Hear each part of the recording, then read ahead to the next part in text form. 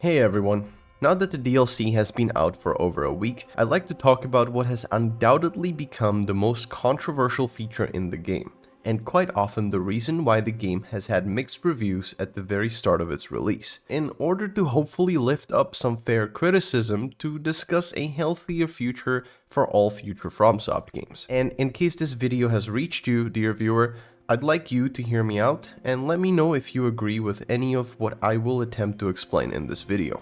By the controversial feature, I of course mean the Scadutree Fragments. Specifically, there are 2 points of interest that I'd like to discuss in terms of this game mechanic. First point is what a big part of the player base believes is the amount of difficulty that it creates that makes it unfun.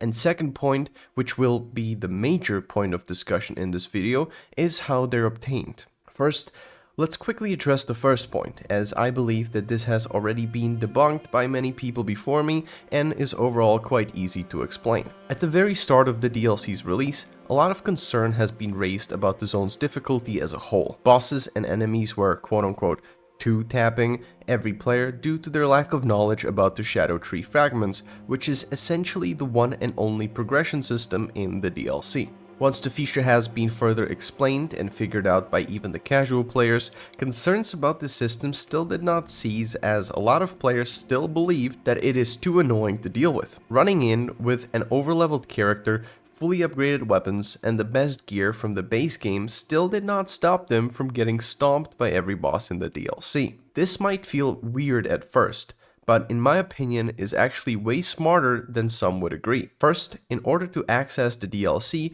you need to defeat Mohg, the Lord of Blood, who is one of the most endgame bosses in the base game, and unless you finish Vare's storyline, is supposed to be accessed all the way into the late game at the consecrated snowfield. This DLC serves as a continuation, if not an epilogue of sorts, to the end game areas, and tries to prepare you with putting Mohg at the entrance as a warning to make sure you're prepared.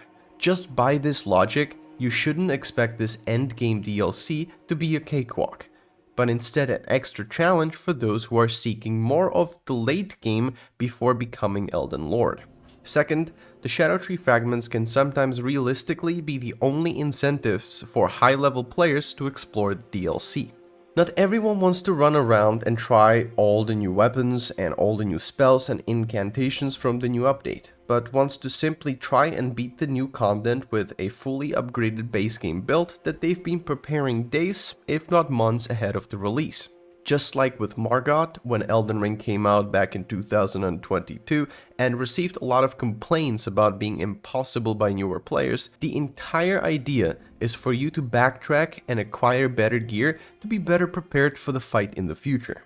Every time you struggle with a boss too much, you're expected to backtrack and loot, prepare, and level your character further, and the same thing applies for the Scadutree Fragments, and in my opinion does a better job at keeping you from rushing the game on your first playthrough even when you thought you could beat anything at that point, while also rewarding you with new cool areas you otherwise would have missed if you beelined it through too much of the major bosses and then complained that the $40 DLC only took you a day to finish.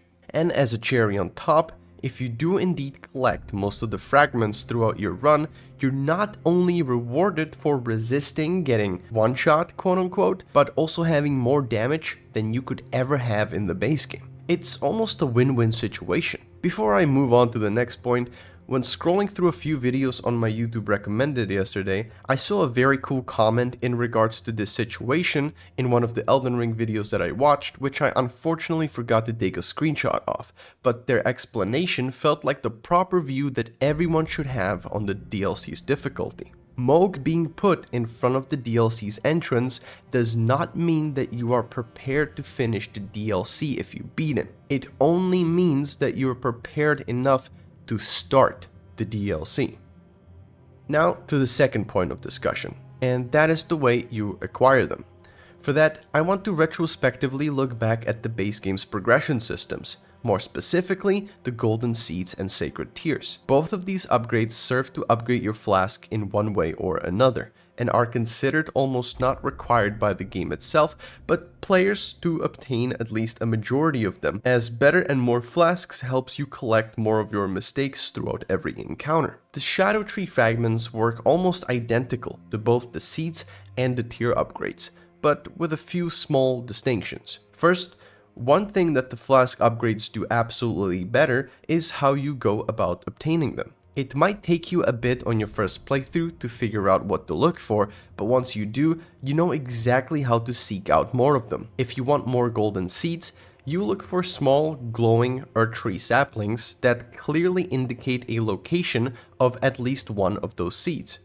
And for the tier upgrades, you seek out Churches of America. While the seeds are a bit more tricky to find than the tier upgrades due to how they're scattered around the map, they still quite often stand in your way, sometimes even placed before certain key areas or boss locations and have a single specific indicator. This creates a very clear sub-goal for the player. If they feel like they do not need more of the upgrades, they can engage the rest of the bosses and the content as they desire. But should they struggle, they can always explore more of the yet undiscovered map, looking for more Erdtree saplings in the overworld, or seeking out more churches on the map. The churches specifically are also not only all looking the exact same, but most of them are easily visible on the map, which not only makes it easy to find them, but also incentivizes collecting maps to narrow down your search.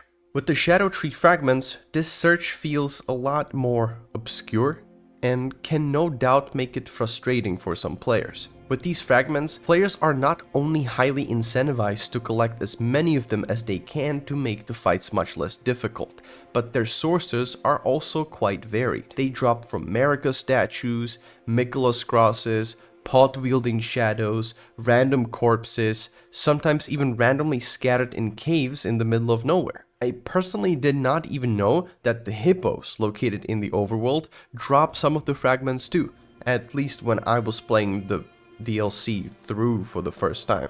This, in my opinion, feels like too much of a hassle, especially if you want to play through the DLC unspoiled, and quite often can be very easy to miss. On the other hand, you might feel that this way exploration is even more incentivized, as you never might know when you will come across a fragment, meaning you'll be more likely to fight every mob, explore every cave, and fight every boss. On top of that, you can earn about 12 full blessings before even engaging a singular boss. Still though, I do feel like a line has to be drawn somewhere in regards to scattering these fragments anywhere, which can lead to being frustrating nonetheless. Second, there's the errand part. There are 50 Scadutree Fragments total that all need to be collected in order for your blessings to be maxed out at level 20 to offer you the most power in the DLC. You miss 1 or 2 fragments somewhere along your journey and good luck finding them.